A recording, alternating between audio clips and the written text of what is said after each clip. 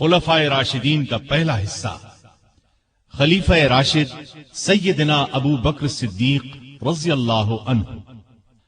انبیاء کی جماعت کے بعد اس دنیا میں سب سے افضل انسان اور پہلے خلیفہ راشد سیدنا ابو بکر صدیق رضی اللہ عنہ ہیں، جو عشرہ مبشرہ میں بھی پہلے نمبر پر ہیں۔ تو آئیے ابتدا کرتے ہیں پہلے خلیفہ راشد خلیفہ رسول سیدنا ابو بکر صدیق رضی اللہ عنہ سے۔ پیشکش محمد طارق شاہد۔ اللہ تعالیٰ ارشاد فرماتے ہیں، وہ لوگ جو اللہ اور اس کے رسولوں پر ایمان لائے ہیں، یہی تو وہ ہیں جو ان کے پروردگار کے نزدیک صدیق اور شہید ہیں، ان کے لیے اجر اور نور ہے۔ اور جو لوگ کفر کرتے ہیں اور ہماری آیتوں کو جھٹلاتے ہیں وہ جہنمی ہیں۔ ارشاد نبوی ہے، ابو بکر کے مال نے جتنا مجھے فائدہ دیا اتنا کسی اور کے مال نے نہیں دیا۔ جماعت اصحاب روشن ستارے ہیں، آسمان پر موجود ستاروں کی روشنی کم و بیش ہے۔ یہی مثال صحابہ کرام رضی اللہ عنہم کی ہے، لیکن ہیں سبھی روشن۔ ان میں سب سے نمایاں، سب سے روشن اور سب سے تابناک بہرحال پہلے چار صحابہ ہی ہیں۔ یہی پہلے چار صحابہ خلفائے راشدین ہیں۔ عشرہ مبشرہ میں بھی سب سے پہلے انہی کا نام ہے۔ دنیا میں بہت سے لوگوں کو عجیب و غریب خصوصیات نصیب ہوئیں۔ آدم علیہ السلام سب سے پہلے انسان ہوئے۔ اللہ تعالیٰ نے انہیں ماں باپ کے بغیر پیدا فرمایا۔ عیسیٰ علیہ السلام بن باپ کے پیدا ہوئے۔ نوح علیہ السلام کو 950 سال کے قریب زندگی ملی۔ ابراہیم علیہ السلام کو آگ میں ڈالا گیا، آگ انہیں جلا نہ سکی۔ اسماعیل علیہ السلام کے گلے پر چھری چلائی گئی، گلا نہ کٹا۔ یونس علیہ السلام کو مچھلی نے زندہ نگلا، پھر مچھلی کے پیٹ سے زندہ نکل آئے۔ موسیٰ علیہ السلام سے کوہ طور پر اللہ تعالیٰ نے کلام فرمایا۔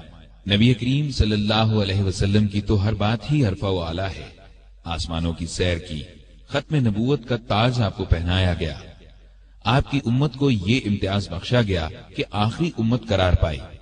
اس آخری امت میں بھی بہت سے افراد انوکھی خصوصیات والے قرار پائے۔ ان میں سب سے بلند درجہ ابو بکر صدیق رضی اللہ عنہ کا ہے۔ ان کی شان میں اللہ تعالیٰ نے یہ آیت نازل فرمائی، اگر تم ان کی مدد نہ کرو تو اللہ ہی نے ان کی مدد کی اس وقت جب اسے کافروں نے دیس سے نکال دیا تھا، دو میں سے دوسرا جبکہ وہ دونوں غار میں تھے۔ جب یہ اپنے ساتھی سے کہہ رہے تھے کہ غم نہ کر، اللہ ہمارے ساتھ ہے، پس جناب باری نے اپنی طرف سے تسکین اس پر نازل فرما کر ان لشکروں سے اس کی مدد کی جنہیں تم نے دیکھا ہی نہیں۔ اس نے کافروں کی بات پست کر دی، اور بلند و عزیز تو اللہ کا کلمہ ہی ہے۔ اللہ غالب ہے، حکمت والا ہے۔ ترمذی کی ایک روایت کے الفاظ یہ ہیں، ابو ہریرہ رضی اللہ عنہ سے روایت ہے، رسول اللہ صلی اللہ علیہ وسلم نے فرمایا، مجھ پر جس کسی کا بھی احسان تھا میں نے اس کا بدلہ چکا دیا سوائے ابو بکر کے۔ مجھ پر ابو بکر کا احسان باقی ہے، اس کا بدلہ اللہ تعالیٰ ہی قیامت کے دن عطا کرے گا۔ اور مجھے کسی کے مال نے اتنا نفع نہیں دیا جتنا ابو بکر کے مال نے نفع دیا۔ اگر میں کسی کو اپنا جانی دوست بناتا تو ابو بکر کو بناتا۔ خبردار، تمہارا ساتھی اللہ کا دوست ہے، یعنی اللہ تعالیٰ نے چونکہ مجھے دوست بنایا ہے اس لیے اللہ کے سوا میں کسی کو دوست نہیں بنا سکتا۔ مسلم کی ایک حدیث کے الفاظ یوں ہیں، ابو بکر میرے بھائی اور میرے ساتھی ہیں، اور اللہ تعالیٰ نے تمہارے ساتھی کو دوست بنایا ہے۔ تو یہ عظیم خصوصیت ابو بکر رضی اللہ عنہ کو نصیب ہوئی، جو نبی آخر الزمان کے سب سے افضل صحابی تھے۔ آج ہم انہی کا تذکرہ کریں گے، ان کی حیرت زدہ کر دینے والی باتیں سنیں گے۔ ابو بکر صدیق رضی اللہ عنہ 573 عیسوی میں پیدا ہوئے۔ نبی کریم صلی اللہ علیہ وسلم ان سے قریباً 2.5 سال پہلے دنیا میں تشریف لا چکے تھے۔ گویا نبی کریم صلی اللہ علیہ وسلم پہلے عام الفیل میں جلوہ افروز ہوئے، جبکہ ابو بکر صدیق تیسرے عام الفیل میں پیدا ہوئے۔ عام الفیل ہاتھیوں والے سال کو کہتے ہیں، یعنی جس سال ابرہہ نے ہاتھیوں کے لشکر کے ساتھ کعبے پر چڑھائی کی تھی اور اللہ تعالیٰ نے ابابیلوں کے ذریعے اسے اور اس کے لشکر کو کھایا ہوا بھوسا بنا دیا تھا۔ باپ نے ان کا نام عبد الکعبہ رکھا، یعنی کعبے کا بندہ۔ اسلام کو نبی کریم صلی اللہ علیہ وسلم نے ان کے اسلام لانے پر بدلا اور عبداللہ نام رکھا، یعنی اللہ کا بندہ۔ لیکن آپ ابو بکر کے نام سے مشہور ہوئے۔ ابو بکر دراصل ان کی کنیت تھی۔ اصل نام کے علاوہ عربوں میں باپ، بیٹے، بیٹی یا ماں وغیرہ کے نام کی نسبت سے ایک اور نام رکھ دیا جاتا تھا۔ یہ نام کسی خوبی کی بنا پر بھی رکھا جاتا تھا۔ ابو بکر کے کسی بیٹے کا نام بکر نہیں تھا۔ ان کی اچھی عادت اور نیکی کے کاموں میں آگے رہنے کی وجہ سے لوگوں نے ان کی کنیت ابو بکر رکھ دی تھی۔ بکر کا ایک مطلب پہل کرنا بھی ہے، گویا وہ نیکی کے کاموں میں پہل کرتے تھے۔ ان کی یہ کنیت اس قدر مشہور ہوئی کہ اصل نام سے بہت کم لوگ واقف ہیں۔ انہوں نے چونکہ ہر موقع اور ہر مرحلے پر نبی کریم صلی اللہ علیہ وسلم کی تصدیق کی کہ آپ سچے رسول ہیں اور جو کچھ آپ فرماتے ہیں بالکل سچ ہوتا ہے، اسی طرح ہر حالت میں، دکھ میں بھی اور سکھ میں بھی انہوں نے نبی کریم صلی اللہ علیہ وسلم کا ساتھ دیا، اسی لیے صدیق کے لقب سے مشہور ہوئے۔ خود رسول اللہ صلی اللہ علیہ وسلم نے انہیں صدیق کے لقب سے یاد فرمایا۔ صدیق سے مراد ہے نہایت سچا، سچائی کے خلاف ہر برائی کے مقابلے میں ڈٹ جانے والا۔ چنانچہ ابو بکر صدیق ہر موقع پر سچے ثابت ہوئے، لہذا صدیق کہلائے۔ ان کا ایک لقب عتیق بھی ہے۔ عتیق کا مطلب ہے آزاد۔ آپ نے انہیں دیکھ کر ایک بار فرمایا، تم اللہ کی طرف سے دوزخ سے آزاد ہو۔ ایک اور موقع پر آپ نے فرمایا، جسے زمین پر دوزخ سے آزاد کیے ہوئے شخص کو دیکھنا ہو وہ ابو بکر کو دیکھ لے۔ اس لحاظ سے ان کا ایک لقب عتیق ہوا۔ ان کا ایک مشہور لقب یار غار بھی ہے۔ وہ غار ثور میں آپ کے ساتھ تھے، جیسا کہ آپ ابھی آیت اور اس کا ترجمہ سن چکے ہیں، تفصیلات آگے آئیں گی۔ آپ خاندان تیم سے تھے۔ قریش کی کئی شاخیں تھیں، ان میں سے ایک کا نام بنو ہاشم تھا۔ نبی کریم صلی اللہ علیہ وسلم بنو ہاشم سے تھے۔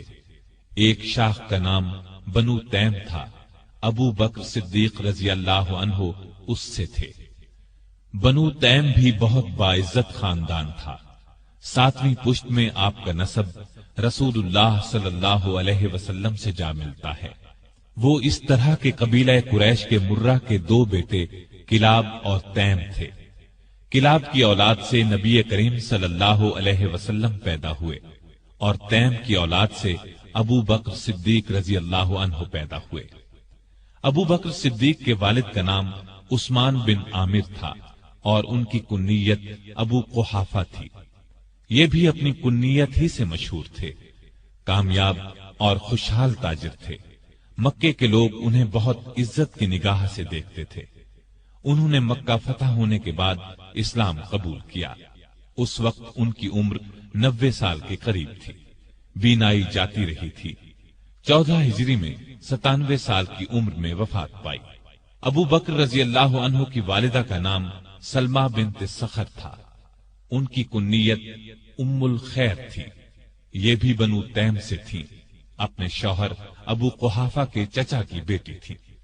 انہوں نے نبی کریم صلی اللہ علیہ وسلم کی مدینہ ہجرت سے چند سال پہلے اسلام قبول کیا، لمبی عمر پائی اور ابو قحافہ کے وفات کے کچھ عرصے بعد فوت ہوئیں۔ ابو بکر کے 2 بھائیوں کا ذکر بھی تاریخ کی کتابوں میں ملتا ہے۔ دونوں بچپن میں فوت ہو گئے تھے۔ 2 بہنیں بھی تھیں، ام فروا اور قریبہ۔ ام فروا کی شادی اشعث بن قیس سے اور قریبہ کی شادی مشہور صحابی قیس بن سعد سے ہوئی تھی۔ ابو بکر صدیق رضی اللہ عنہ پیدا ہوئے تو ہر طرف شرک کی تاریکیاں چھائی ہوئی تھیں۔ لوگ پتھر اور لکڑی کے بتوں کی پوجا کرتے تھے۔ ابو بکر بچپن ہی سے ذہین اور بہت نیک تھے. ہوش سنبھالا تو ماں باپ کو بتوں کی پوجا کرتے دیکھا، لیکن کسی نے ابو بکر کو بتوں کی پوجا کرتے نہ دیکھا، نہ کسی نے انہیں مجبور کیا. اس وقت عرب میں لکھنے پڑھنے کا رواج نہیں تھا، بہت تھوڑے لوگ لکھنا پڑھنا جانتے تھے. ابو بکر پڑھے لکھے لوگوں میں سے تھے، شاید انہوں نے بچپن ہی میں لکھنا پڑھنا سیکھ لیا تھا. لڑنے کا طریقہ اور ہتھیاروں کا استعمال بھی سیکھا تھا اور تجارت کرنے کے گر بھی سیکھ لیے تھے. وہ کبھی نشے والی چیز کے قریب نہیں گئے، نہ کسی برے کام میں کبھی حصہ لیا. جوان ہوئے تو خوبیاں اور نکھر گئیں. 18 سال کی عمر میں تجارت کا پیشہ اختیار کیا. وہ یمن، شام اور عراق وغیرہ جاتے، وہاں سے کپڑا خرید کر لاتے اور فروخت کرتے. بہت جلد اپنی سچائی اور دیانت کی وجہ سے دوسرے تاجروں کو پیچھے چھوڑ گئے، دولت مند ہو گئے. مکے کے رئیسوں میں ان کا شمار ہونے لگا. جتنے دولت مند تھے اتنے ہی سخی، نرم دل اور لوگوں کے ہمدرد تھے. بھوکوں کو کھانا کھلاتے، ننگوں کو کپڑے پہناتے، بیواؤں اور یتیموں کی مدد کرتے. کسی کو مصیبت میں دیکھتے تو فوراً اس کی مدد کو پہنچتے. عام لوگوں کے ساتھ بہت محبت اور شفقت سے پیش آتے. کبھی جھوٹ نہیں بولتے تھے. شراب اور بتوں سے نفرت کرتے تھے. اس زمانے میں جو بے شمار دوسری برائیاں پھیلی ہوئی تھیں ان سے بھی دور رہتے تھے. عربی زبان کے بہت اچھے عالم تھے، کبھی کبھار شعر بھی کہہ لیتے تھے. عرب میں یہ بات بہت خوبی کی سمجھی جاتی تھی. قریش کی مختلف شاخوں اور دوسرے قبیلوں کے رسم و رواج اور حسب و نسب کو جاننے والا ان سے بڑھ کر کوئی نہیں تھا. قتل کے مقدمات کے فیصلے وہی کرتے تھے. نیکی، پرہیزگاری، دیانتداری، نرم مزاجی، ملنساری اور دوسری خوبیوں کی وجہ سے مکے کے سب لوگ ان کی دل سے عزت کرتے تھے. کسی معاملے میں کوئی مشکل پیش آ جاتی تو مشورے کے لیے انہی کے پاس آتے تھے. عرب کے دوسرے قبیلے بھی ان کی عزت کرتے تھے. تجارت کے لیے دوسرے ملکوں کا سفر کرتے تو عرب کے اکثر قبیلوں سے واسطہ پڑتا تھا. وہ سب انہیں ایک معزز اور نیک تاجر خیال کرتے تھے. یہی وہ زمانہ تھا جب ان کی دوستی نبی کریم صلی اللہ علیہ وسلم سے ہو گئی اور یہ دوستی روز بروز گہری ہوتی چلی گئی. دونوں ایک دوسرے کو بہت چاہنے لگے تھے. کئی تجارتی سفر بھی ایک ساتھ کیے. پھر وہ وقت بھی آیا جب رسول اللہ صلی اللہ علیہ وسلم ہر روز صبح شام ان کے گھر تشریف لے جانے لگے. اس طرح وہ مکے کے تمام لوگوں سے بڑھ کر آپ صلی اللہ علیہ وسلم کے اخلاق اور بے مثال خوبیوں سے واقف ہو گئے. اسلام لانے سے پہلے تک ان کا یہی رنگ رہا، یہاں تک کہ 38 سال کی عمر کو پہنچ گئے. اس وقت نبی کریم صلی اللہ علیہ وسلم کی عمر مبارک 40 سال ہو چکی تھی اور آپ 41ویں سال میں قدم رکھ چکے تھے کہ آپ نے نبوت کا اعلان فرمایا. سب سے پہلے 4 نیک انسانوں نے اسلام قبول کیا. ان میں سے 3 تو آپ کے گھر کے تھے، یعنی خدیجہ رضی اللہ عنہا، علی رضی اللہ عنہ اور زید بن حارثہ رضی اللہ عنہ. علی آپ کے چچا زاد بھائی تھے، آپ ہی کے پاس رہتے تھے اور اس وقت ان کی عمر 10 برس تھی. زید بن حارثہ آپ کے خادم اور منہ بولے بیٹے تھے. خدیجہ آپ کی بیوی تھی. گھر سے باہر کے لوگوں میں سب سے پہلے ابو بکر صدیق رضی اللہ عنہ نے اسلام قبول کیا. گویا مردوں میں بھی سب سے پہلے یہی اسلام لائے. اسلام لاتے ہی آپ نے فوراً کہہ دیا، اب میری ہر چیز کا مالک اللہ اور اللہ کے رسول ہیں. مال اور اسباب تو کیا چیز ہیں، ان کی خاطر جان اور اولاد بھی قربان کر سکتا ہوں. نبوت کا اعلان فرمانے کے بعد نبی صلی اللہ علیہ وسلم نے شروع کے 3 سالوں میں صرف ان سمجھدار لوگوں کو اسلام کی طرف بلایا جن سے یہ امید کی جا سکتی تھی کہ وہ جھگڑا نہیں کریں گے اور اللہ کا سچا دین قبول کر لیں گے. اس کام میں ابو بکر صدیق نے آپ کا پورا ساتھ دیا. اسلام کی تبلیغ کی اور قریش کے بڑے بڑے لوگوں کو مسلمان کر لیا. ان میں عثمان غنی، طلحہ، زبیر، سعد بن ابی وقاص اور عبد الرحمن بن عوف رضی اللہ عنہم جیسے اونچے رتبے کے لوگ شامل تھے. رسول کریم صلی اللہ علیہ وسلم کی تبلیغ سے 3 سال میں قریباً 150 نیک مردوں اور عورتوں نے اسلام قبول کیا. یہ کام چپکے کیا گیا. उस जमाने में नमाजें भी छुप कर पढ़ी जाती थीं, ताकि काफिरों को उनके इस्लाम लाने का पता न चले। ताहम एक दिन चंद काफिरों ने मुसलमानों को नमाज पढ़ते देख लिया। उन्होंने मुसलमानों को बाप दादा का मजहब छोड़ने पर बुरा भला कहा।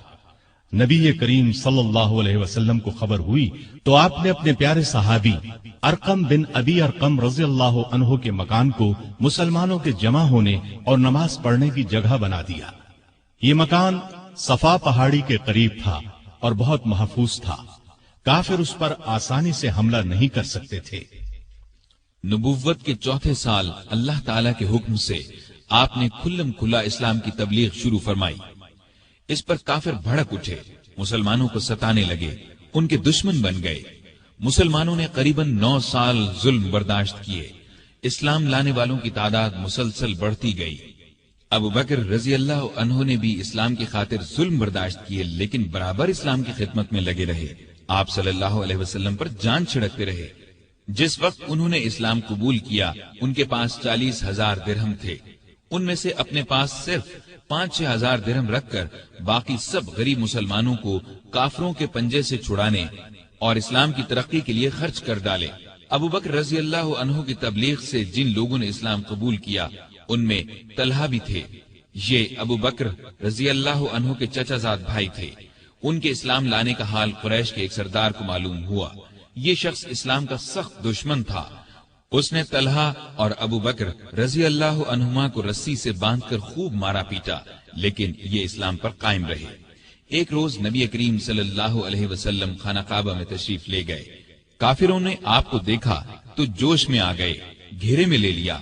अबू बकर को खबर हुई तो फौरन काबे पहुंचे और कुफ्फारे मक्का से कहा, तुम पर अफसोस है, तुम एक ऐसे शख्स को मारे डालते हो जो कहता है मेरा रब अल्लाह है, जबकि वो अल्लाह की साफ नजर आने वाली निशानियां लेकर तुम्हारे पास आया है। अबू बकर के ये अल्फाज सुनकर काफिरों ने रसूलुल्लाह को तो छोड़ दिया, सबने मिलकर उन पर हमला कर दिया और इतना मारा कि लहू लहान हो गए। ये मार खाते जाते थे और कहते जाते थे, ए इज्जत और शान वाले अल्लाह, तेरी जात बहुत बरकत वाली है। आखिर बेहोश होकर गिर पड़े। उनके कबीले वालों को पता चला तो दौड़े आए, उठाकर घर ले गए। आयशा रजी अल्लाह अन्हा फरमाती हैं कि अब्बा जान को जख्मी हालत में घर लाया गया तो हालत ये थी कि सर पर जिस जगह हाथ लगता वहां से बाल झड़ जाते। बहुत देर बाद उन्हें होश आया तो सबसे पहले उनकी जुबान से ये अल्फाज निकले, रसूलुल्लाह सल्लल्लाहु अलैहि वसल्लम का क्या हाल है। उस वक्त वहां कबीले के ऐसे लोग भी मौजूद थे जो इस्लाम नहीं लाए थे। उन्हें ये अल्फाज सुनकर बहुत गुस्सा आया। कहने लगे, तुम पर अफसोस है, इस हालत में भी मोहम्मद का ख्याल नहीं छोड़ते। जब ये लोग चले गए तो उन्होंने अपनी मां से फिर वही सवाल पूछा। मां ने कहा, मुझे उनका कुछ हाल मालूम नहीं। इस पर वो बोले, जाकर खत्ताब की बेटी उम्मे जमील से पूछें। उम्मे जमील का नाम फातिमा था। उमर फारूक रज़ियल्लाहु अन्हु की बहन थी। उस वक्त मुसलमान हो चुकी थी, लेकिन काफिरों से अपना इस्लाम छुपा रखा था। अबू बकर की वालिदा ने जाकर उनसे कहा, मेरा बेटा मोहम्मद का हाल पूछ रहा है। तो फातिमा उनके साथ उनके घर गईं। अबू बकर की हालत देखकर चीख पड़ी और बोली, अल्लाह की कसम, जिन लोगों ने आपके साथ ये सलूक किया है वो सख्त काफिर हैं, बुरे लोग हैं। मुझे उम्मीद है अल्लाह उनसे बदला जरूर लेगा। अबू बकर ने कहा, रसूलुल्लाह सल्लल्लाहु अलैहि वसल्लम का क्या हाल है। उम्मे जमील ने उनके कान में कहा, आपकी वालिदा सुन रही हैं। ये उन्होंने इसलिए कहा कि उनकी वालिदा उस वक्त तक ईमान नहीं लाई थी। इस पर वो बोले, तुम उनकी फिक्र न करो, उनसे कोई खतरा नहीं।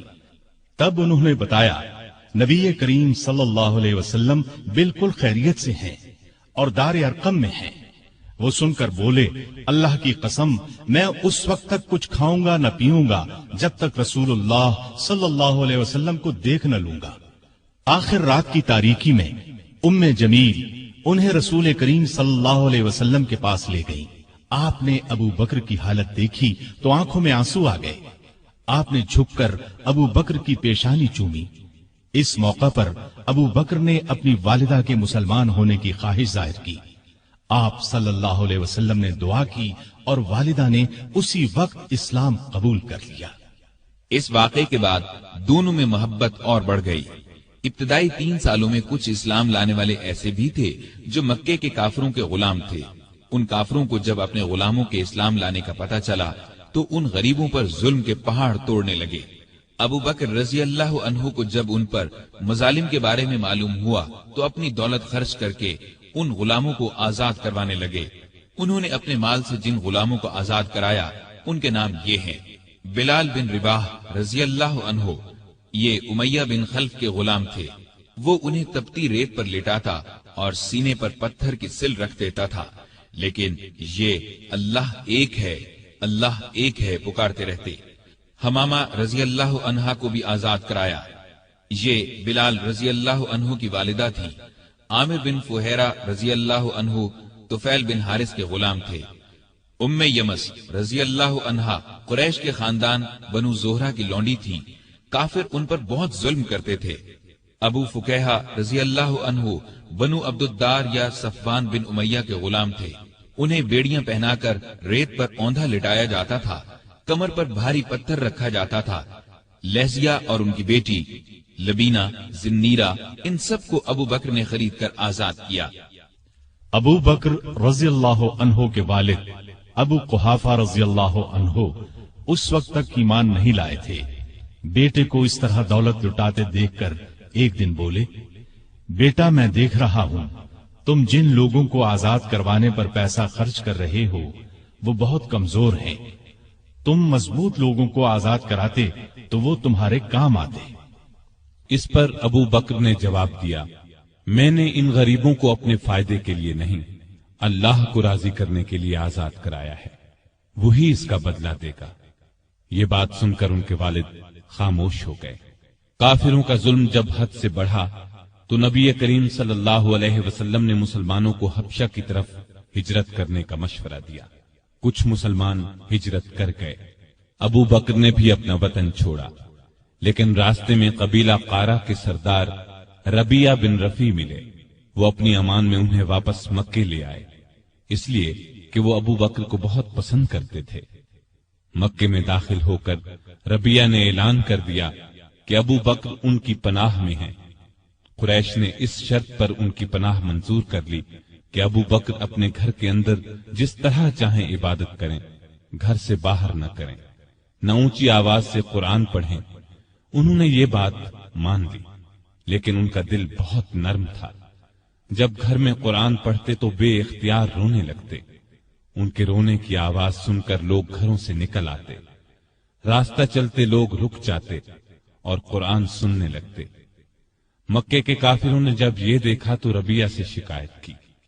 ربیہ نے ان کی شکایت ابو بکر کے آگے رکھی۔ اس پر ابو بکر نے ان کی پناہ واپس کر دی اور فرمایا: میں اپنے اللہ کی پناہ پر راضی ہوں۔ ربیہ نے جا کر کفار سے کہا کہ ابو بکر نے میری پناہ واپس کر دی ہے، اب تم جانو وہ جانے۔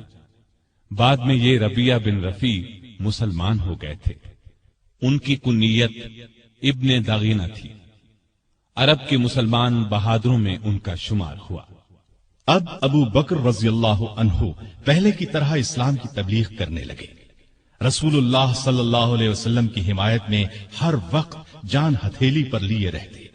کافروں نے کئی بار انہیں شدید تکالیف پہنچائی۔ ایک دفعہ نبی کریم صلی اللہ علیہ وسلم خانہ کعبہ میں نماز پڑھ رہے تھے۔ ایک کافر عقبہ بن ابی معیط نے آپ کی گردن مبارک میں چادر ڈال کر بل دینا شروع کیے۔ وہ آپ کا گلا گھونٹنا چاہتا تھا۔ ابو بکر دوڑ کر وہاں پہنچے، عقبہ کو دھکا دے کر ہٹایا اور بولے: تم ایک ایسے شخص کی جان لینا چاہتے ہو جو یہ کہتا ہے میرا رب اللہ ہے۔ اس پر عقبہ اور دوسرے کافروں نے ابو بکر کو مار مار کر ادموا کر ڈالا۔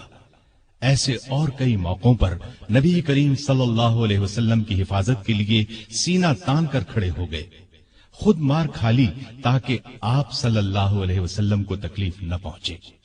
نبوت کے 12ویں سال معراج کا واقعہ پیش آیا۔ صبح کے وقت جب رسول اللہ صلی اللہ علیہ وسلم نے ابو جہل وغیرہ کے سامنے یہ واقعہ بیان فرمایا تو وہ مذاق اڑانے لگے اور ابو بکر کے پاس گئے اور کہا کہ دیکھو تمہارے صاحب کیسی باتیں کر رہے ہیں۔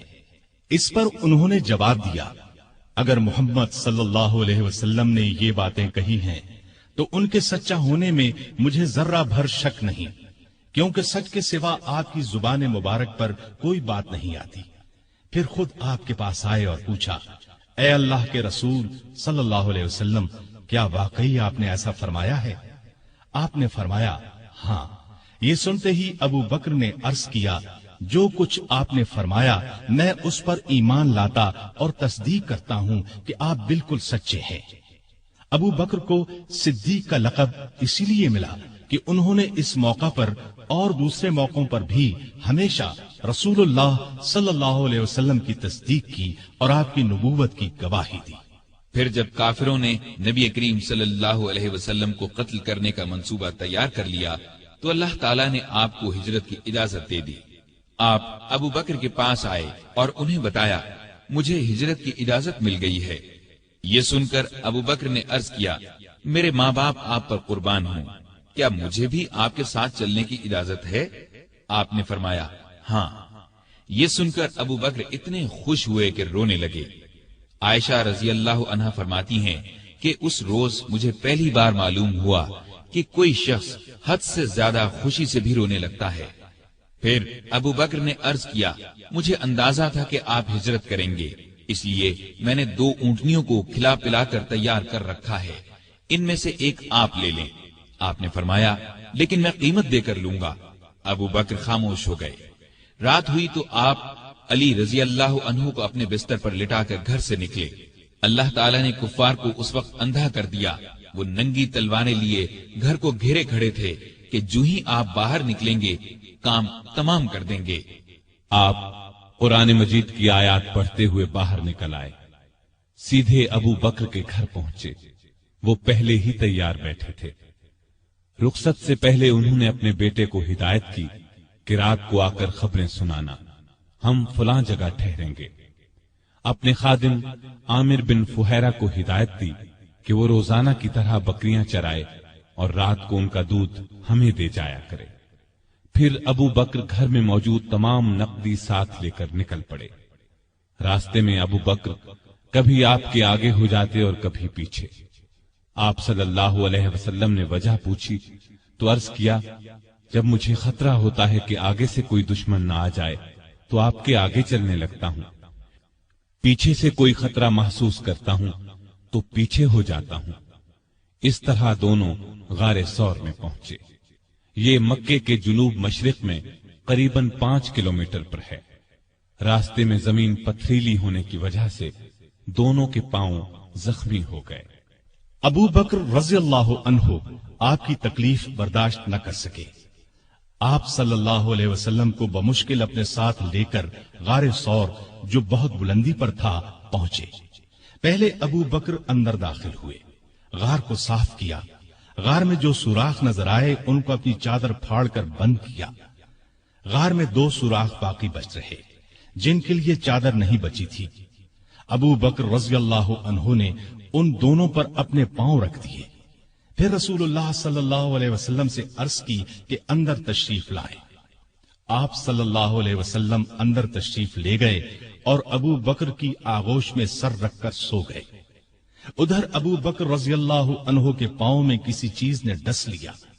ابو بکر نے بڑے صبر سے تکلیف برداشت کی لیکن ہلے نہیں کہ کہیں آپ کی آنکھ نہ کھل جائے۔ لیکن جب تکلیف حد سے بڑھی تو ان کے آنسو رسول اللہ صلی اللہ علیہ وسلم کے چہرے پر ٹپک گئے۔ آپ کی آنکھ کھل گئی۔ آپ نے فرمایا، ابو بکر تمہیں کیا ہوا؟ عرض کی، میرے ماں باپ آپ پر قربان، مجھے کسی چیز نے ڈس لیا ہے۔ رسول اللہ صلی اللہ علیہ وسلم نے اس پر اپنا لعاب دہن لگا دیا۔ زہر کا اثر فوراً دور ہو گیا اور تکلیف جاتی رہی۔ یہاں دونوں حضرات نے 3 راتیں چھپ کر گزاری۔ تلاش کرنے والے اس دوران میں غار ثور تک پہنچ گئے۔ ابو بکر کی نظر ان پر پڑی تو گھبرائے اور کہا، اے اللہ کے نبی، اگر ان میں سے کوئی شخص محض اپنی نگاہ نیچی کر دے تو ہمیں دیکھ لے گا۔ نبی کریم صلی اللہ علیہ وسلم نے فرمایا، ابو بکر، ایسے دو آدمیوں کے بارے میں تمہارا کیا خیال ہے جن کا تیسرا اللہ ہے؟ اس وقت اللہ نے کافروں کی آنکھوں پر پردہ ڈال دیا، وہ غار کے اندر نہ دیکھ سکے۔ آپ نے 3 راتیں اور 3 دن غار میں قیام فرمایا۔ عامر بن فہیرہ دودھ پہنچاتے رہے، آپ کی بیٹی اسما رات کو کھانا پہنچاتی رہی، اور عبداللہ رضی اللہ عنہ دن بھر کی خبریں بھی سناتے رہے۔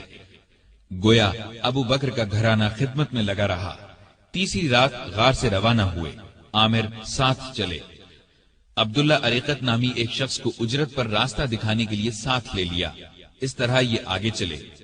ادھر مکے کے کافر آپ کی تلاش میں نکلے، کیونکہ گھر میں انہیں علی رضی اللہ عنہ ملے تھے۔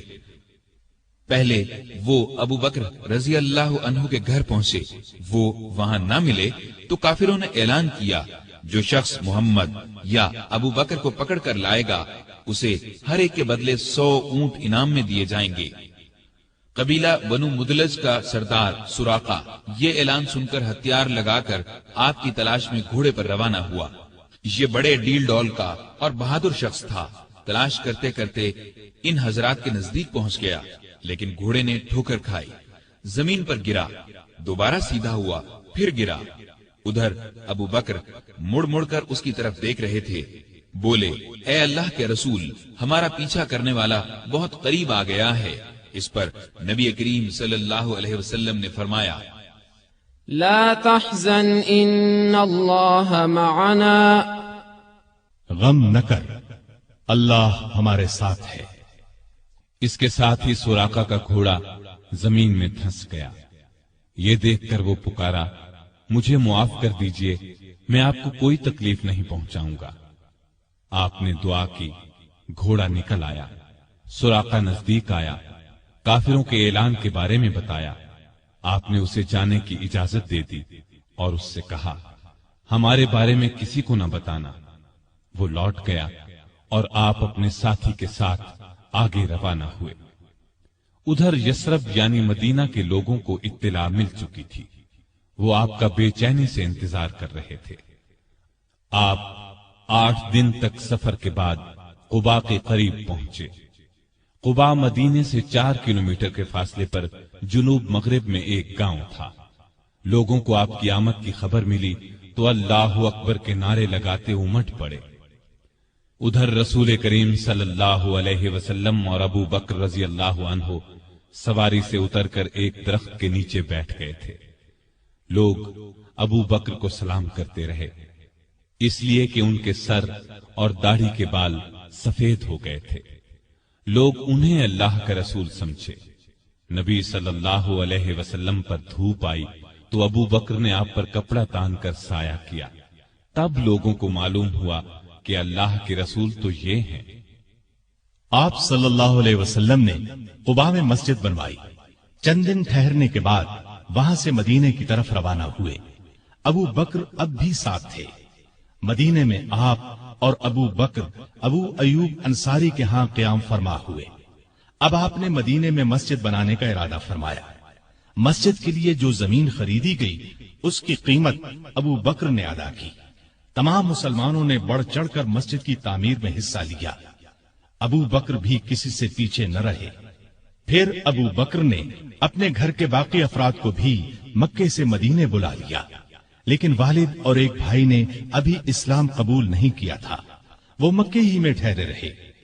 ابو بکر رضی اللہ عنہ کی والدہ بھی بوڑھے شوہر کی وجہ سے وہیں رکی رہی۔ مدینے میں آپ نے اپنا کام یعنی کپڑے کی تجارت پھر سے شروع کر دی، لیکن زیادہ وقت نبی کریم صلی اللہ علیہ وسلم کی خدمت میں بسر کرنے لگے۔ آپ ہر جگہ رسول اللہ صلی اللہ علیہ وسلم کے ساتھ جاتے۔ ابو بکر صدیق رضی اللہ عنہ نے ہر طرح کے جہاد میں حصہ لیا، دین کی خاطر ہر قسم کی سختیاں برداشت کی، اپنا مال اللہ کے راستے میں بے دریغ خرچ کیا، جان کی بازی لگا کر اللہ اور اس کے رسول صلی اللہ علیہ وسلم کے دشمنوں سے لڑے۔ آپ غزوہ بدر میں شریک ہوئے۔ اس لڑائی سے پہلے آپ نے پرجوش انداز میں مسلمانوں سے کہا، ہم آخری دم تک لڑیں گے، मैदान जंग में नबी करीम सल्लल्लाहु अलैहि वसल्लम बहुत देर तक दुआ करते रहे तो अबू बकर का दिल भर आया और उन्होंने ये अल्फाज कहे, ऐ अल्लाह के रसूल, अब बस कीजिए, आप बहुत दुआ मांग चुके, अल्लाह आपसे किया हुआ वादा जरूर पूरा फरमाएगा। लड़ाई के दौरान जो काफिर आप सल्लल्लाहु अलैहि वसल्लम की तरफ बढ़ता, अबू बकर फौरन उस पर हमला आवर होते। अबू बकर के बेटे अब्दुर्रहमान अभी मुसलमान नहीं हुए थे, काफिरों के लश्कर में मौजूद थे। कुछ अरसे बाद वो इस्लाम ले आए। उस वक्त उन्होंने बताया, अब्बा जान, बद्र की लड़ाई में आप मेरी तलवार की जद में आए थे, लेकिन मैंने वार नहीं किया था। ये सुनकर अबू बकर ने फरमाया, लेकिन अगर तुम मेरी तलवार की जद में आ जाते तो मैं तुम्हें हरगिज न छोड़ता। इसके बाद उहुद की लड़ाई हुई। इस लड़ाई में मुसलमानों के एक दस्ते की गलती की वजह से मुसलमानों के पांव उखड़ गए। उस वक्त काफिर चारों तरफ से आप सल्लल्लाहु अलैहि वसल्लम पर टूट पड़े। उस वक्त जिन चंद जानिसारों ने आपके साथ दुश्मन का मुकाबला किया, उनमें से एक अबू बकर रजी अल्लाह अन्हु भी थे। खंदक की लड़ाई में अबू बकर फौज का एक दस्ता लेकर खंदक के एक हिस्से की हिफाजत करते रहे। बाद में उस जगह मस्जिद बनाई गई जो मस्जिद सिद्दीक के नाम से मशहूर हुई। बैत रिजवान के मौका पर सुलह की चंद शराइत मुसलमानों को पसंद न आई तो वो अबू बकर के पास आए और अपना ख्याल जाहिर किया। अबू बकर ने उनसे फरमाया, आप अल्लाह के रसूल हैं, जिस तरह अल्लाह हुक्म देता है उसी तरह करते हैं। अल्लाह उनकी मदद करेगा, तुम उनकी इताअत करते रहो। अल्लाह की कसम, वो हक पर है। खैबर की लड़ाई में भी अबू बकर रज़ियल्लाहु अन्हु साथ थे। फतह मक्का के मौका पर भी अबू बकर साथ थे। कुरैश में अब मुकाबले की ताब नहीं थी। आप सल्लल्लाहु अलैहि वसल्लम ने उन्हें मुआफ कर दिया। अबू बकर अपने वालिद अबू कुहाफा को आपकी खिदमत में लाए। वो बहुत बूढ़े हो चुके थे, बीनाई भी जायल हो चुकी थी। अबू बकर ने ख्वाहिश जाहिर की कि वो मुसलमान हो जाएं। आप सल्लल्लाहु अलैहि वसल्लम ने उनके सीने पर हाथ फेरा और फरमाया, इस्लाम ले आइए। उन्होंने उसी वक्त कलिमा पढ़ लिया। ग़ज़वा हुनैन के मौका पर जब कबीला हवाज़िन ने जबरदस्त तीरंदाजी की तो मुसलमानों की सफ़ें टूट गईं। उस वक्त जो सहाबा साबित कदम रहे उनमें अबू बकर भी थे। ग़ज़वा ताइफ में अबू बकर के बेटे अब्दुल्लाह को एक तीर लगा, वो जख्मी हो गए। चंद दिन में जख्म ठीक हो गया, लेकिन फिर खराब हो गया और वो इसी जख्म की वजह से फौत हुए। तबूक की लड़ाई के मौका पर लश्कर के लिए हथियारों और सवारियों की बहुत जरूरत थी। आपने मुसलमानों से फरमाया, दिल खोलकर माल और सामान दें। इस पर गरीब अमीर हर मुसलमान ने माल, सामान, ऊंट, घोड़े, गल्ला, खजूरें वगैरह आपकी खिदमत में ढेर कर दी। अबू बकर अपने घर का तमाम सामान और हर चीज ले आए। नबी करीम सल्लल्लाहु अलैहि वसल्लम ने पूछा, अबू बकर, बाल बच्चों के लिए क्या छोड़ा? उन्होंने अर्ज किया, उनके लिए अल्लाह और अल्लाह का रसूल काफी है। लड़ाई में आप सल्लल्लाहु अलैहि वसल्लम ने सारी फौज का इंतजाम अबू बकर रजी अल्लाह अन्हु के सुपुर्द किया। फौज का बड़ा झंडा भी उन्हीं को दिया। तबूक मदीने से 686 किलोमीटर दूर है। मुसलमान तकलीफें उठाते वहां पहुंचे। तबूक से वापसी के बाद हज के दिन करीब आए तो आप सल्लल्लाहु अलैहि वसल्लम ने अबू बकर को अमीर हज मुकर्रर फरमाया। उन्होंने लोगों को हज कराया। हिजरत के 10वें साल रसूल करीम सल्लल्लाहु अलैहि वसल्लम खुद हज के लिए मक्का तशरीफ ले गए। अबू बकर रजी अल्लाह अन्हु और हजारहा मुसलमान आपके साथ थे। आपका सामान अबू बकर की ऊंटनी पर लादा गया। 11 हिजरी में आपने एक लश्कर शाम भेजने के लिए तैयार किया। इस लश्कर का सरदार आपने अपने एक प्यारे नौजवान उसामा बिन जैद रजी अल्लाह अन्हु को मुकर्रर फरमाया। इस लश्कर को भेजने का मकसद ये था कि रूम के बादशाह से मूता की लड़ाई का बदला लिया जाए।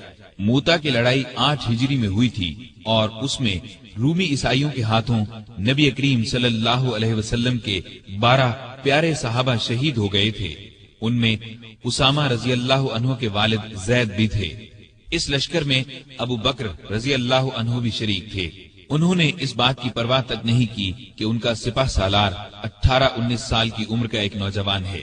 दरअसल वो अल्लाह के सिपाही थे और जो बात अल्लाह के रसूल सल्लल्लाहु अलैहि वसल्लम को पसंद थी वही उन्हें भी पसंद थी। हज से वापसी पर نبی صلی اللہ علیہ وسلم نے مسلمانوں کو یہ خطبہ دیا، اللہ نے اپنے ایک بندے کو اختیار دیا کہ چاہے تو دنیا کی نعمتوں کو قبول کر لے اور چاہے تو اللہ کے پاس جا کر ان نعمتوں کو قبول کرے جو وہاں ملنے والی ہیں۔ تو اس بندے نے اللہ کے پاس جا کر ملنے والی نعمتوں کو قبول کیا ہے۔ یہ خطاب سن کر ابو بکر رضی اللہ عنہ رونے لگے۔ وہ سمجھ گئے کہ یہ آپ صلی اللہ علیہ وسلم نے اپنے بارے میں فرمایا ہے۔ ہجرت کے 11ویں سال رسول کریم صلی اللہ علیہ وسلم کے مرض میں اضافہ ہو گیا تو آپ نے ابو بکر کو نماز پڑھانے کا حکم فرمایا۔ ابو بکر نمازیں پڑھانے لگے۔ اس دوران میں ایک صبح آپ کو افاقہ محسوس ہوا تو آپ سہارا لے کر مسجد میں تشریف لے آئے۔ ابو بکر نے پیچھے ہٹنا چاہا تو آپ نے اشارے سے فرمایا اپنی جگہ پر رہو۔ پھر آپ نے ان کے ساتھ بیٹھ کر نماز ادا کی۔ ہجرت کے 11ویں سال 12 ربیع الاول بروز پیر آپ صلی اللہ علیہ وسلم نے رحلت فرمائی۔ وہ دن ابو بکر کی زندگی کا سب سے بڑے صدمے کا دن تھا۔ انہوں نے نبی کریم صلی اللہ علیہ وسلم کی پیشانی کو بوسہ دیا اور فرمایا، میرے ماں باپ آپ پر قربان، اللہ آپ پر 2 موتیں جمع نہیں کرے گا۔ جو موت اللہ نے آپ کے لیے لکھ دی وہ آ چکی، اب آپ پر کبھی موت نہیں آئے گی۔ اس وقت صحابہ کی حالت بہت نازک تھی۔ سیدنا عمر فاروق رضی اللہ عنہ ننگی تلوار لیے اعلان کرتے نظر آئے، جو شخص یہ کہے گا کہ رسول اللہ صلی اللہ علیہ وسلم نے وفات پائی میں اسے جان سے مار ڈالوں گا۔ ابو بکر نے ان کی یہ تقریر سنی تو فرمایا، اے عمر سنبھلو اور چپ ہو جاؤ۔ پھر آپ نے لوگوں کے سامنے تقریر کی، لوگوں، جو شخص محمد صلی اللہ علیہ وسلم کو پوچھتا تھا وہ جان لے کہ محمد صلی اللہ علیہ وسلم وفات پا گئے ہیں، اور جو اللہ کو پوچھتا تھا وہ سمجھ لے کہ اللہ زندہ ہے، وہ کبھی نہیں مرے گا۔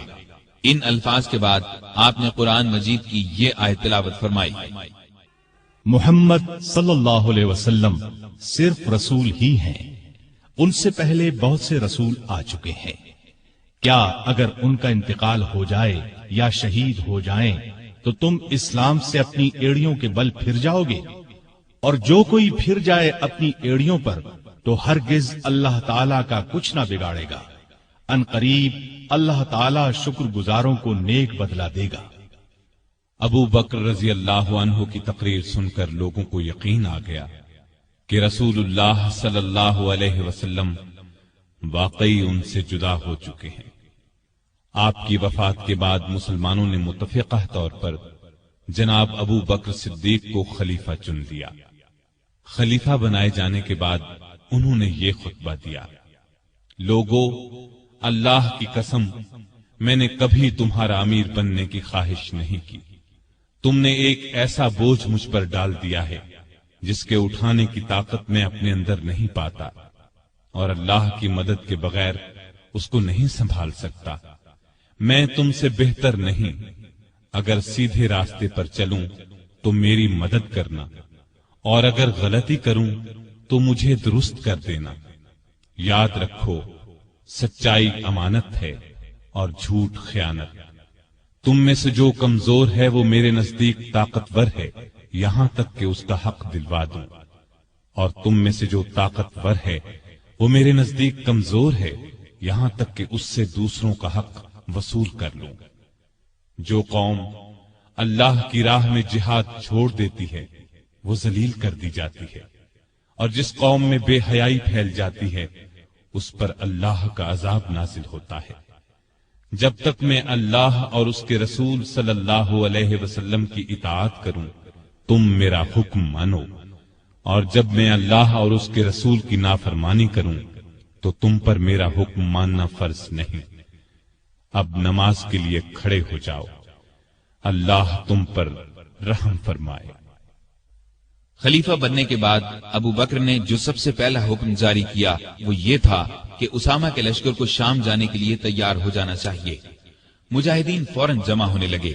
اسی اثنا میں خبریں آنے لگیں کہ عرب کے بہت سے قبیلوں نے زکوٰۃ ادا کرنے سے انکار کر دیا ہے۔ یہ لوگ ابھی تھوڑا عرصہ پہلے ہی مسلمان ہوئے تھے۔ بعض لوگوں نے نبی ہونے کا جھوٹا دعویٰ کر کے ہزارہا لوگوں کو بے وقوف بنا ڈالا. لوگ ان کے گرد جمع ہو گئے. یہ حالات دیکھ کر بعض صحابہ نے سیدنا صدیق اکبر کو مشورہ دیا کہ ان حالات میں اسامہ کے لشکر کو بھیجنا مناسب نہیں، بہتر یہ ہے کہ اس کو روک دیا جائے تاکہ دشمن مدینے پر حملہ کریں تو ان کا مقابلہ کیا جا سکے. لیکن ابو بکر نے یہ مشورہ ماننے سے انکار کر دیا اور فرمایا، اللہ کی قسم، اگر مدینہ اس طرح آدمیوں سے خالی ہو جائے کہ درندے اور کتے مجھے پھاڑ کھائیں، تب بھی میں اس لشکر کو شام جانے سے نہیں روکوں گا جس کو رسول اللہ صلی اللہ علیہ وسلم نے شام جانے کا حکم فرمایا تھا. اب بعض صحابہ نے یہ مشورہ دیا کہ لشکر کا سپہ سالار نو عمر اسامہ کی جگہ کسی عمر رسیدہ تجربہ کار صحابی کو بنا دیا جائے. یہ سن کر ابو بکر کو غصہ آ گیا. انہوں نے فرمایا، یہ تم کیسا مشورہ دے رہے ہو؟ جس شخص کو رسول اللہ صلی اللہ علیہ وسلم نے لشکر کا امیر بنایا، میں اس کی جگہ کسی اور کو امیر مقرر کروں؟ ایسا ہرگز نہیں ہوگا. پھر ابو بکر رضی اللہ عنہ لشکر کو رخصت کرنے کے لیے خود مدینے سے باہر مقام جرف پر پہنچے. دور تک انہیں چھوڑنے گئے. اسامہ گھوڑے پر سوار تھے اور ابو بکر ان کے ساتھ پیدل چل رہے تھے. اسامہ نے عرض کیا، اے رسول اللہ کے خلیفہ، یا تو آپ بھی گھوڑے پر سوار ہو جائیں یا مجھے گھوڑے سے اتر کر پیدل چلنے دیں. ابو بکر نے فرمایا، نہ تو میں سوار ہوں گا نہ تمہیں گھوڑے سے اترنے دوں گا. اگر کچھ دیر کے لیے میرے قدموں پر اللہ کی راہ کا غبار پڑ جائے تو اس سے میری شان میں کوئی کمی نہیں آ جائے گی. پھر آپ نے لشکر کو رخصت کیا، انہیں دعا دی. اسامہ کا یہ لشکر شام کے عیسائیوں کو سزا دے کر قریباً 70 دن بعد واپس لوٹا. نبی صلی اللہ علیہ وسلم کی وفات کے بعد کچھ قبیلے اسلام سے پھر گئے. کچھ نے زکوٰۃ دینے سے انکار کر دیا اور کچھ نے جھوٹی نبوت کا اعلان کر دیا. یہ سب ارتدادی فتنے تھے، یعنی یہ مرتد ہو گئے تھے. ابو بکر رضی اللہ عنہ نے ان سب کے خلاف جہاد کیا. پہلے آپ نے زکوٰۃ نہ دینے والوں سے جنگ کی، انہیں شکست دی. پھر خالد بن ولید اور دوسرے سپہ سالاروں کے لشکر جھوٹے نبیوں کی طرف روانہ کیے. مسیلمہ کذاب سب سے بڑا جھوٹا نبی تھا. خالد بن ولید کے لشکر نے اسے شکست فاش دی. اس لڑائی کو یمامہ کی لڑائی کہا جاتا ہے. مسیلمہ بھی اس جنگ میں مارا گیا. 10,000 مرتد ہلاک ہوئے. مسلمانوں کے لشکر میں سے 1,000 شہید ہوئے. اس طرح مرتدوں کی کمر ہمیشہ کے لیے ٹوٹ گئی. ہر طرف امن قائم ہو گیا اور یہ سب ابو بکر کی غیر معمولی ایمانی طاقت، ہمت اور شجاعت کی وجہ سے ممکن ہوا. اس کے بعد آپ کا ایک خاص کارنامہ یہ ہے کہ آپ نے قرآن کو ایک جگہ جمع کروایا. کیونکہ اس وقت قرآن مجید مختلف جگہوں پر لکھا ہوا تھا. یمامہ کی لڑائی میں سینکڑوں حفاظ صحابہ شہید ہو گئے تھے، اس لیے ضرورت محسوس ہوئی کہ قرآن کو ایک جگہ جمع کر دیا جائے. چنانچہ یہ کام کیا گیا. اس کے بعد ابو بکر روم اور ایران کی طرف متوجہ ہوئے. روم اور ایران اس وقت دنیا کی 2 بڑی سلطنتیں تھیں. روم والے عیسائی تھے اور ایران کے لوگ مجوسی یعنی آگ کو پوجتے تھے. دونوں ہی مسلمانوں کے دشمن تھے. نبی کریم صلی اللہ علیہ وسلم نے اپنی زندگی مبارک میں آس پاس کے ملکوں کے بادشاہوں کے نام اسلام کے پیغامات ارسال فرمائے تھے. ایک خط ایران کے بادشاہ خسرو پرویز کو بھی بھیجا گیا تھا. اس نے آپ کا خط پھاڑ دیا تھا. آپ نے یہ خبر سن کر فرمایا تھا، اللہ اس کے ملک کے ٹکڑے ٹکڑے کرے. پھر خسرو پرویز کے بیٹے نے اسے قتل کر ڈالا. اس کے بعد ایرانی آپس میں لڑنے لگے. ایسے میں ابو بکر رضی اللہ عنہ خلیفہ بن گئے تو انہوں نے خالد بن ولید کو سپہ سالار بنا کر ایران کی طرف روانہ کیا. خالد بن ولید رضی اللہ عنہ کی ایرانیوں سے 15 کے قریب لڑائیاں ہوئیں. ان سب میں اللہ نے انہیں فتح عطا کی. اس کے بعد روم کی باری آئی. روم کی طرف 4 لشکر روانہ کیے.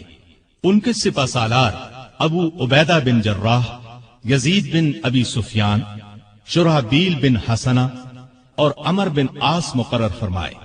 ان 4 لشکروں میں 27,000 کے قریب مجاہدین تھے. یہ 4 مختلف راستوں سے شام پر حملہ آور ہوئے. ساتھ ہی ابو بکر نے خالد بن ولید کو حکم بھیجا کہ وہ بھی ان لشکروں کی مدد کے لیے پہنچے۔ خالد بن ولید شام کے اسلامی لشکر سے آ ملے اور کمان اپنے ہاتھ میں لے لی۔ ادھر رومیوں کا بڑا لشکر اجنادین کے مقام پر جمع ہوا۔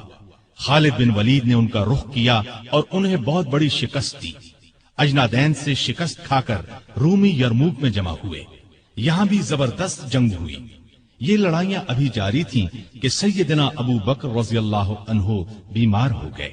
پہلے انہیں تیز بخار ہوا، سخت کمزوری کی وجہ سے مسجد میں نہ آ سکے۔ سیدنا عمر رضی اللہ عنہ کو نمازیں پڑھانے کا حکم دیا۔ جب حالت اور بگڑی تو وصیت فرمائی، میرے بعد خلیفہ عمر ہوں گے۔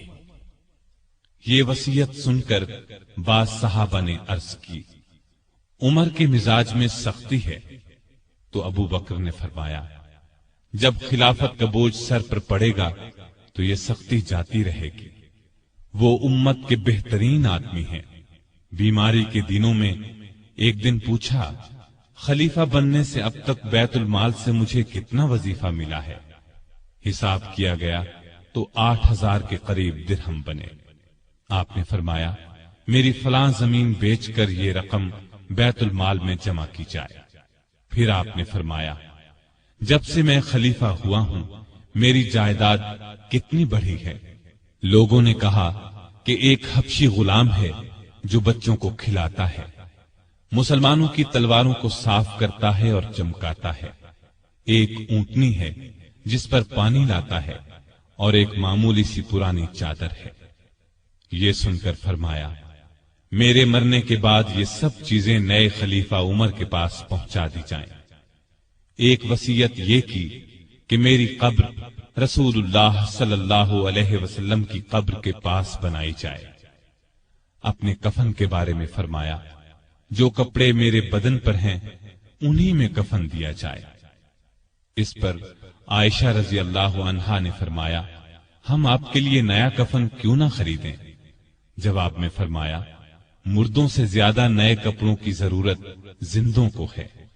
یہ بھی فرمایا، نبی صلی اللہ علیہ وسلم کی وفات پیر کو ہوئی تھی، آج پیر ہے، مجھے امید ہے کہ میری موت بھی آج ہی ہوگی۔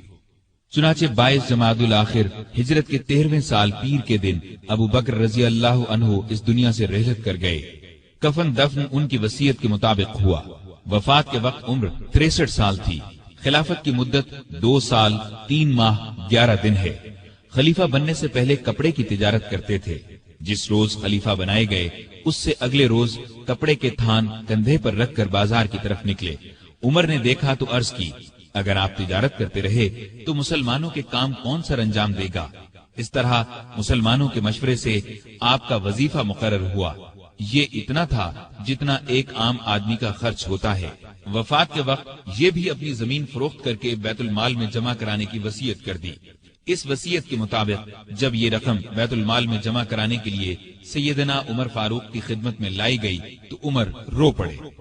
آپ کی شکل نورانی، قد درمیانہ، جسم دبلا پتلا، رنگ گورا تھا۔ لباس بہت سادہ پہنتے، عبادت کا بہت شوق تھا۔ دن کو روزہ رکھتے، رات کو قیام کرتے، تلاوت کے وقت اتنا روتے کہ داڑھی تر ہو جاتی۔ قرآن اور حدیث کے بہت بڑے عالم تھے۔ آپ سے مروی 42 احادیث ہیں۔ لکھنا پڑھنا بھی جانتے تھے۔ مختلف اوقات میں 5 شادیاں کی، 3 بیٹے اور 3 بیٹیاں تھیں۔ ان کے نام یہ ہیں: عبداللہ، عبد الرحمن، محمد، اسما، عائشہ اور ام کلثوم رضی اللہ عنہم۔ گھر والوں سے بہت محبت کرتے تھے، لیکن سب سے زیادہ نبی کریم صلی اللہ علیہ وسلم سے محبت کرتے تھے۔ اس محبت کا الفاظ میں بیان ناممکن ہے۔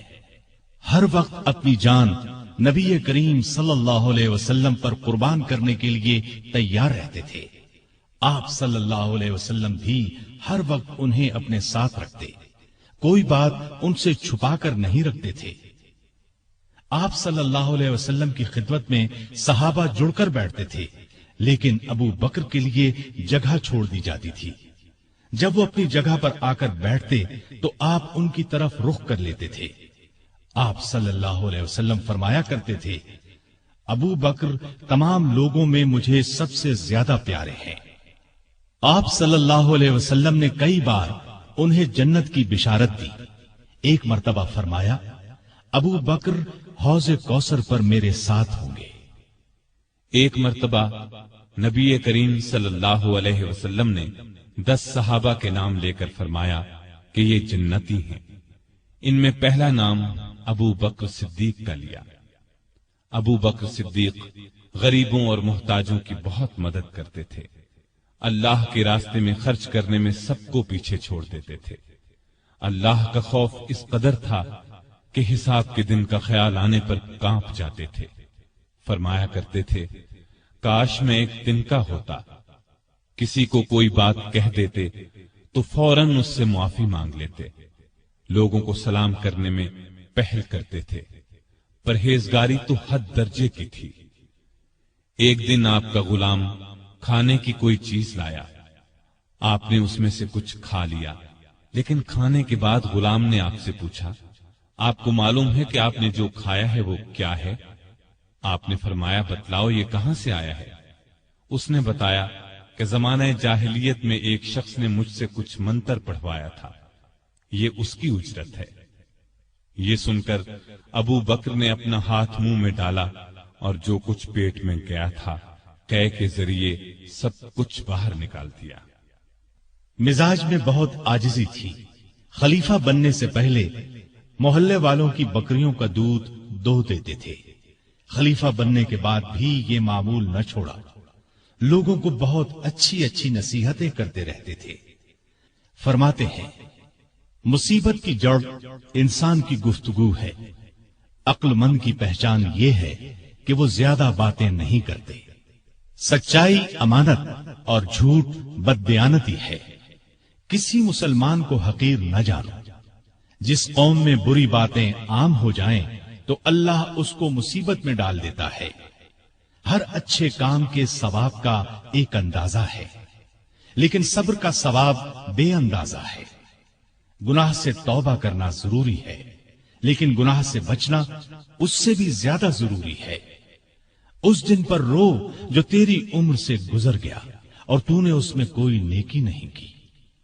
اللہ تعالیٰ اس وقت تک نفلی عبادت قبول نہیں کرتا جب تک کہ تم فرض ادا نہ کرو۔